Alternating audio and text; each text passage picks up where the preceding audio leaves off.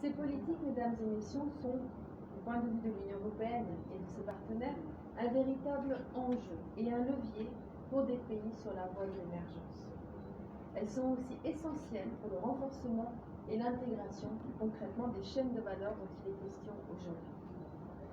À cet effet, et parce que ces objectifs sont centraux, l'Union européenne s'est engagée à appuyer la politique qualité et la normalisation en Afrique de l'Ouest à travers plusieurs projets régionaux, dont les noms sont malheureusement assez imprononçables, mais je vais vous en donner l'essence fondamentale. Il y en a 4, elles se déroulent tous sous l'égide de la CEDEAO et visent le renforcement des infrastructures de qualité et la levée de ces obstacles techniques au commerce, qui sont un obstacle, nous l'avons connu longtemps en Europe, des obstacles à l'intégration économique et à l'intégration de nos sociétés.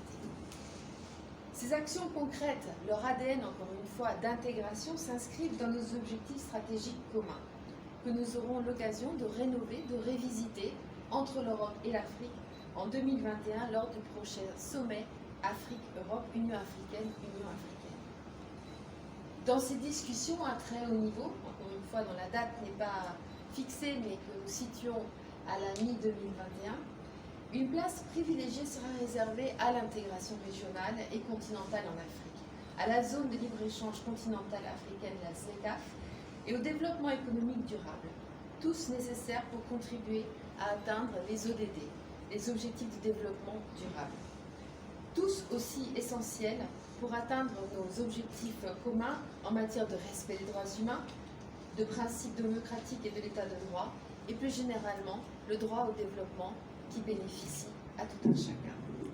Madame la ministre, chers invités, le second sujet abordé par le PACAO, l'appui à la compétitivité aux micro, petites et moyennes entreprises, nous tient aussi particulièrement à cœur, et vous savez que c'est un point central de notre partenariat Union européenne-Sénégal. Ce n'est un secret pour personne, ces petites et moyennes entreprises sont le moteur de l'économie du Sénégal et de la plupart des pays africains. Ce sont ces entreprises qui peuvent devenir source de développement économique si l'environnement est favorable pour cela, et source d'emploi pour ces très nombreux jeunes hommes et jeunes femmes qui arrivent chaque année sur le marché du travail avec l'envie profonde, énergique d'y trouver leur place. Et plus que jamais, cette création d'opportunités doit être notre objectif principal. La recrudescence des tentatives de migration irrégulière vers l'Europe des dernières semaines nous le rappelle douloureusement. Cela doit nous encourager à mettre en lumière les opportunités qui existent de se lancer et de réussir ici au Sénégal et dans la région. Ce sont donc ces petites et moyennes entreprises qui ont besoin d'appui pour se formaliser et se développer.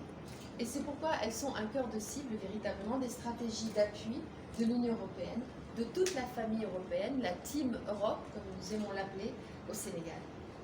Ce soutien concerne et continuera à concerner tous les aspects de la politique nationale de développement du secteur privé, du climat des affaires au soutien et au démarrage à l'accompagnement de ces entreprises à travers divers mécanismes mis en place, notamment avec le secteur bancaire.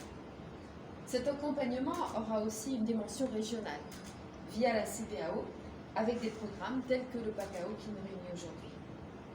Pour revenir au PACAO, il vise à améliorer le climat des affaires au niveau national et régional, à booster la performance, la croissance et la contribution à l'industrie, au commerce régional et aux exportations.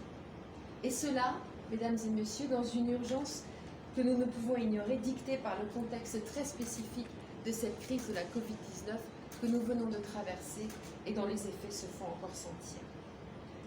L'un des enjeux du PACAO, cela a été dit, est de permettre une structuration et une professionnalisation des chaînes de valeurs agricoles, dans le domaine de la mangue, de l'oignon, mais aussi dans le domaine des TIC, notamment en termes de logistique, stockage, transformation, à travers, et là je me focalise sur ces chaînes de valeur agricoles, le maillon essentiel des coopératives.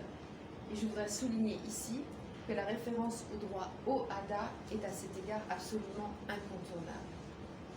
C'est pourquoi je suis donc heureuse d'être aujourd'hui présente avec des représentants du secteur privé, entrepreneurs, micro-entrepreneurs organisations professionnelles, organismes d'appui, organisations régionales, c'est-à-dire en présence de l'ensemble des acteurs qui gravitent autour de l'entreprise pour les encourager à travers le PACAO, mais plus généralement à travers notre politique européenne de partenariat, les encourager à travailler ensemble selon des approches concertées et inclusives. C'est à cette condition que nos objectifs communs en matière d'intégration et de compétitivité pourront être atteints à l'échelle de la sous-région et à l'échelle du continent. Car c'est aussi à travers cette dynamique que les entreprises et les populations d'Afrique de l'Ouest profiteront des opportunités offertes par la ZLECAf. Madame la ministre, avant de conclure, je me permets de souligner à nouveau 4 points qui me semblent devoir guider nos travaux durant la mise en œuvre de ce projet PACAO Sénégal. Premièrement, garder le cap sur les réformes qui assureront un environnement des affaires porteur, fiable, créateur de confiance pour l'investissement. Deuxièmement, maintenir en priorité très haute l'adéquation de l'éducation et de la formation avec les besoins de l'entreprise afin de favoriser l'employabilité, notamment des jeunes femmes et des jeunes hommes. Troisièmement, souligner l'importance de l'agroéconomie, élément clé de développement économique, mais aussi véritable enjeu humain pour permettre de bien nourrir une population croissante. Quatrièmement, et enfin, à la suite d'une crise sans précédent, veiller à reconstruire en mieux l'économie, de manière plus inclusive, soucieuse de l'environnement et du lien évident entre un environnement sain et notre santé, soucieuse enfin de l'équité pour que personne ne soit laissé de côté. Et dans ces différentes réflexions et interventions que vous mettrez en œuvre, l'Union européenne sera ce qu'elle a toujours été, un partenaire au long cours de confiance à vos côtés, solide, et nous serons fiers, comme toujours, d'être à vos côtés sur ce chemin que vous emprunterez. Je vous remercie.